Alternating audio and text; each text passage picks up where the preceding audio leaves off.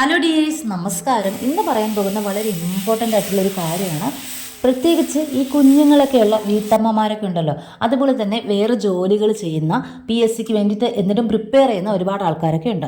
അപ്പോൾ അവർക്കൊക്കെ ഓഫ്ലൈനായിട്ട് കോച്ചിങ്ങിന് പോവുക, പഠിക്കുക എന്നൊക്കെ പറയുന്നത് ഇത്തിരി പാടുള്ളൊരു കാര്യമാണ്. പ്രത്യേകിച്ച് വീട്ടിൽ മറ്റാരും തന്നെ ഇല്ലെങ്കിൽ.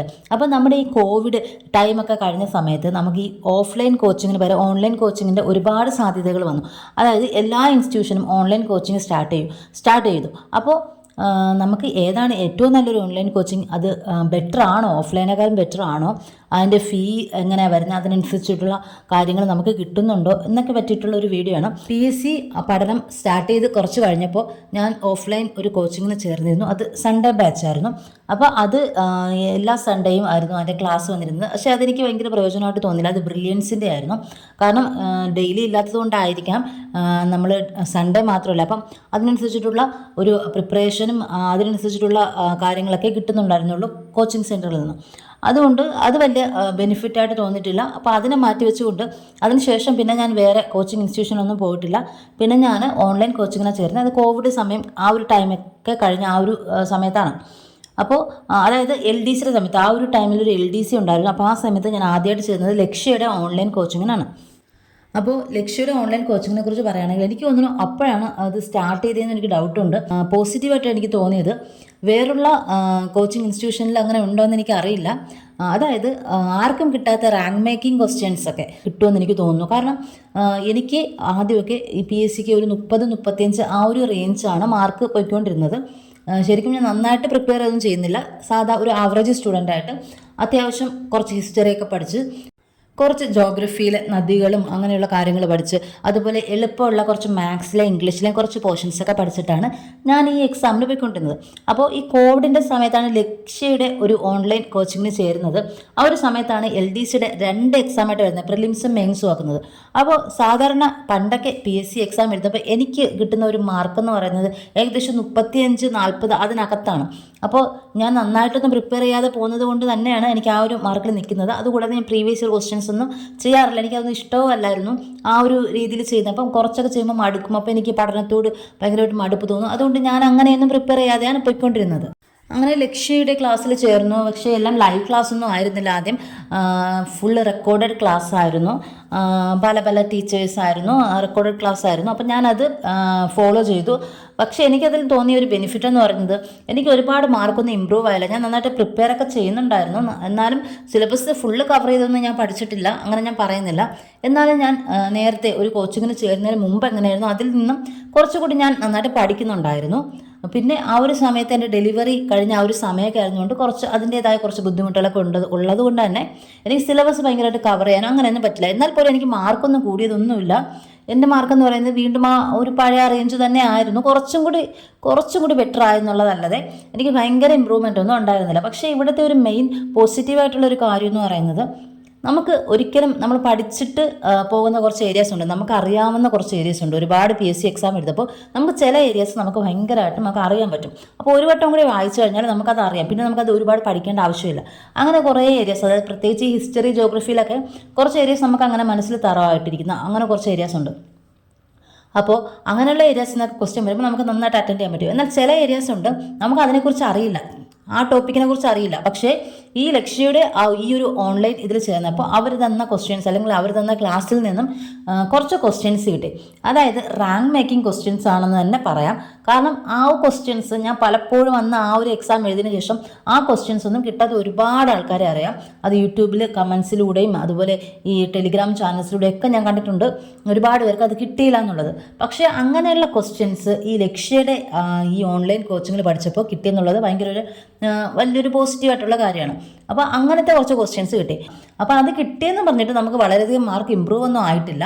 അതായത് ഞാൻ പറഞ്ഞു വരുന്നത് ലക്ഷ്യയുടെ ഈ റെക്കോർഡഡ് ക്ലാസ്സുകൾ കണ്ടിട്ട്, ഇപ്പോൾ ലൈവ് ക്ലാസ് ആയിരിക്കാം എനിക്കറിയില്ല, ഞാൻ എടുത്ത സമയത്ത് റെക്കോർഡഡ് ക്ലാസ് ആയിരുന്നു. അത് കണ്ടിട്ട് എനിക്ക് ഭയങ്കര ഇമ്പ്രൂവ്മെൻ്റ് ഒന്നും ഉണ്ടായിട്ടില്ല. ഞാൻ അത്യാവശ്യം പഠിച്ചതുമാണ്. ഭയങ്കര ഇമ്പ്രൂവ്മെൻ്റ് ഒന്നും എനിക്ക് ഉണ്ടായിട്ടില്ല. പക്ഷേ എനിക്ക് ആർക്കും കിട്ടാത്ത കുറച്ച് റാങ്ക് മേക്കിംഗ് ക്വസ്റ്റ്യൻസ് കിട്ടി എന്നുള്ളത് ഒരു ബെനിഫിറ്റാണ് എന്ന് കരുതി എനിക്ക് ഒരുപാട് മാർക്ക് ഇമ്പ്രൂവ് ആയില്ല. അപ്പോൾ അതിനുശേഷം ഞാൻ ഈ ഓൺലൈൻ കോച്ചിങ് സംഭവം അങ്ങ് നിർത്തി. പിന്നെ സെൽഫ് സ്റ്റഡി ആയിരുന്നു കുറച്ച് നാൾ. അതിനുശേഷം പിന്നെയും എനിക്ക് അടുത്ത LDC വന്നപ്പോൾ, അതായത് ഈ കഴിഞ്ഞ LDC വന്നപ്പോൾ എനിക്ക് വീണ്ടും ഒരു ഓൺലൈൻ കോച്ചിങ്ങിന് ചേരണമെന്നുള്ള ഒരു ഇത് തോന്നി. അങ്ങനെ ഞാൻ സെർച്ച് ചെയ്തപ്പോൾ എനിക്ക് ആ ഒരു സമയത്ത് സൈലം തുടങ്ങുന്ന ഒരു ടൈമായിരുന്നു.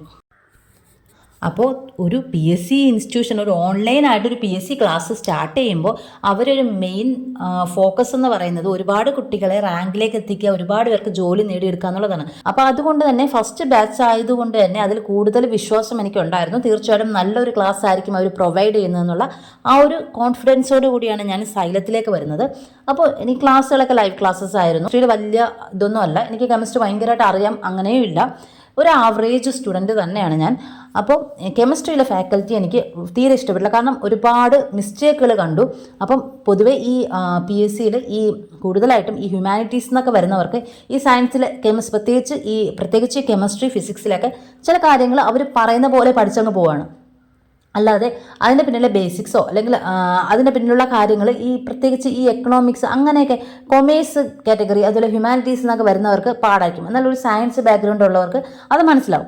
അപ്പോൾ ഈ കെമിസ്ട്രിയിൽ ഒരുപാട് മിസ്റ്റേക്കുകൾ കണ്ടായിരുന്നു. അപ്പോൾ ഞാനത് അവരോട് പറഞ്ഞിട്ടുണ്ടായിരുന്നു. കെമിസ്ട്രി ഫാക്കൽറ്റിയിൽ കുറച്ച് ഇത് കണ്ടു.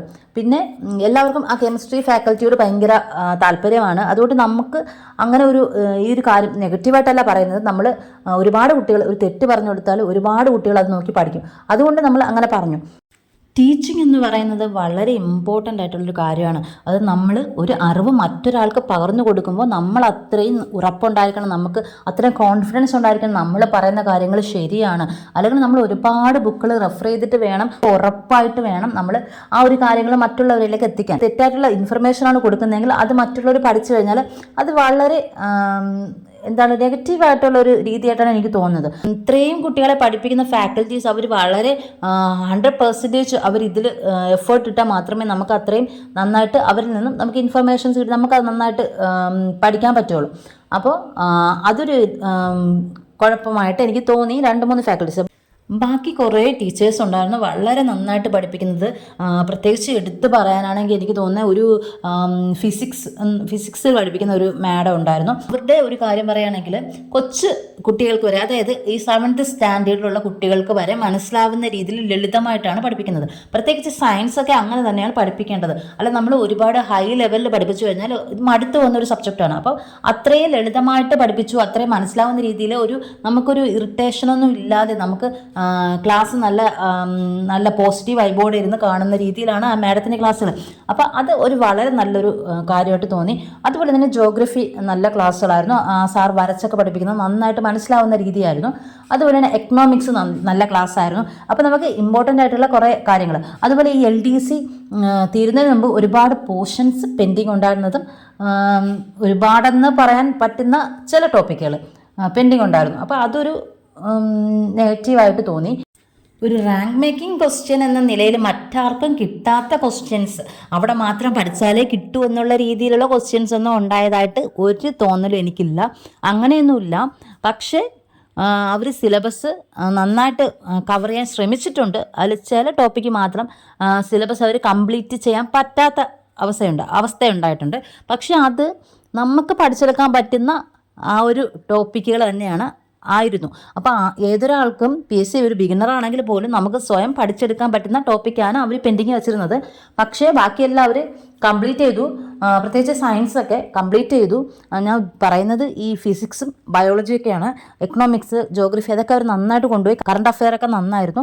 അപ്പം അതൊക്കെ ബെറ്റർ ആയിരുന്നു. പക്ഷേ ഈ രണ്ടിടത്തും എക്സാംസ് ഒന്നും ഉണ്ടായിരുന്നില്ല, വീക്ക്ലി എക്സാംസ് അങ്ങനെയൊന്നും ഉണ്ടായിരുന്നില്ല. പക്ഷേ അതൊക്കെ വെച്ച് കഴിഞ്ഞാൽ നമുക്ക് കുറച്ചും കൂടി പഠിക്കാൻ നല്ല ഇൻട്രസ്റ്റിംഗ് ആണ്. മറ്റുള്ളവരുടെ റാങ്ക് എത്രയാണെന്നൊക്കെ അറിയുമ്പോൾ നമുക്ക് നമ്മൾ ഒരുപാട് താഴ്ന്നു പോയി കഴിഞ്ഞാൽ നമുക്ക് പഠിക്കണമെന്നൊക്കെയുള്ള ഒരു എനർജി അങ്ങനെയൊക്കെ ഉണ്ടാവും.